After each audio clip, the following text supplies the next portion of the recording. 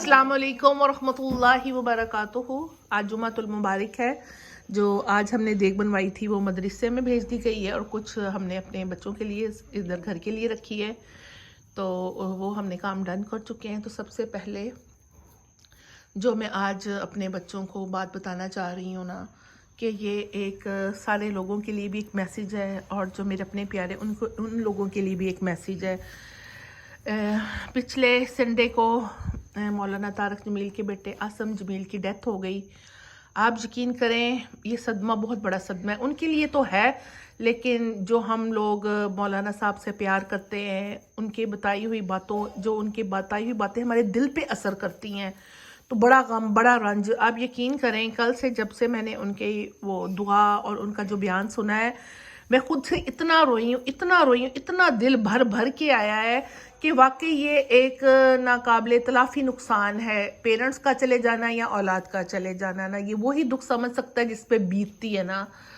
तो वो अपने बेटे के बारे में बता रहे थे कि किस तरीके से जो एक मौलवी साहब हैं पेशावर के, कि उनको वो ख्वाब में मिला और उसने बताया कि मैं नबी पाक सल्लल्लाहु अलैहि वसल्लम के साथ वो खड़ा है और बता रहा है कि मेरे बाबा को जाके बता देना कि अल्लाह ताला ने मुझे माफ़ कर दिया है, किसके एवज़, वो जो पागल है जिसकी मैंने खिदमत की थी, और अल्लाह ने मुझे अपना दीदार नसीब करवाया है।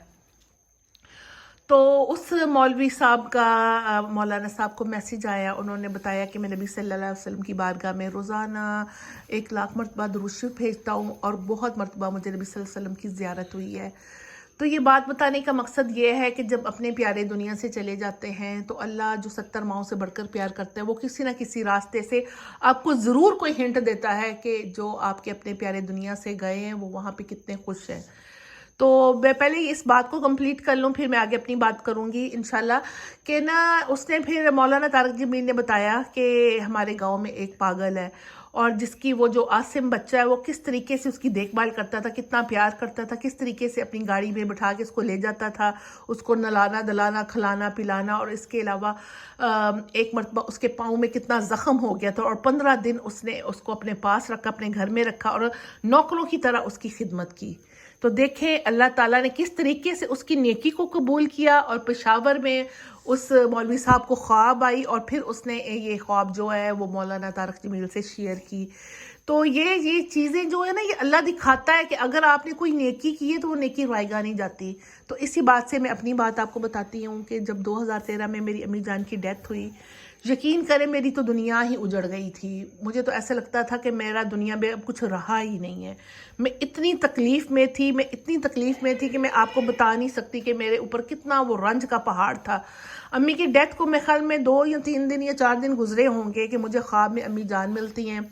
उन्होंने बहुत खूबसूरत सूट पहना होता है और काम वाला फुल, और बिल्कुल यंग एज है उनकी ना। 3 उन्होंने अंगूठियाँ अपनी पहनी होती हैं उंगलियों में, बड़ी खूबसूरत और बड़ी खुश है, और उनका पर्स जो है ना पैसों से भरा हुआ, और मुझे कह रही हैं कि मेरे ऑनर में यहाँ पे दावत हो रही है।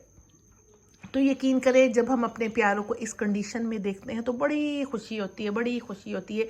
ये वो अनमोल रिश्ते हैं ना कि जिनका कोई नेमुल बदल नहीं है।